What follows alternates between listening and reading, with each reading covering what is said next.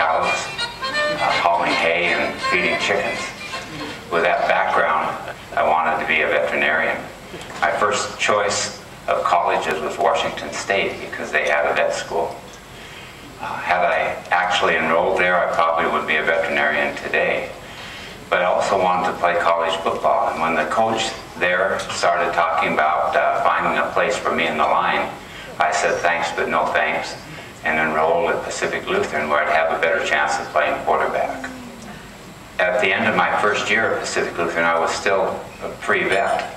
I had a meeting with my counselor, and he asked me if I'd ever considered being a physician. He said, I think you would make a good medical doctor. My mother was a nurse, and she spoke so highly of the doctors that she worked with that the medical profession was something that I considered out of my reach. The last thing I would have thought growing up was that someday I would be practicing in a community, in a hospital like Eisenhower. I had a rotation through anesthesia during my internship, and at the end of that month, I knew that was where I wanted to be. Patients come to the operating room for a surgical problem, but they bring their medical problems with them. Anesthesiologists are their representative in the operating room. We help to bridge the gap between medicine and surgery. If you've been around me for any time at all, you know how important my family is to me. My wife was a French major. We had a blind date shortly before she left to spend a year in Paris.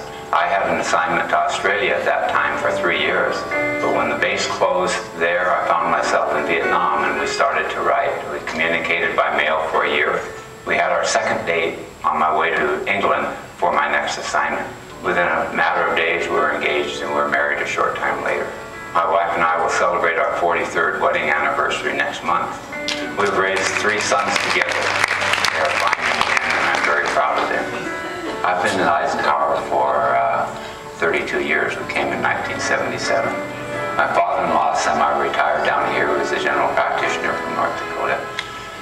We came down to visit for 4 or 5 winters and decided that we'd like to live here permanently.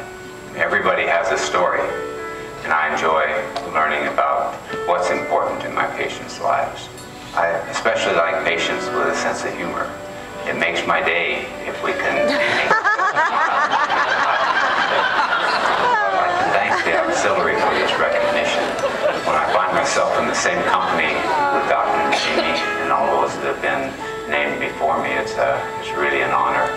By honoring us, you are saying thank you to all the doctors at Eisenhower that contribute to the success of our operations. I've really come to appreciate the volunteers.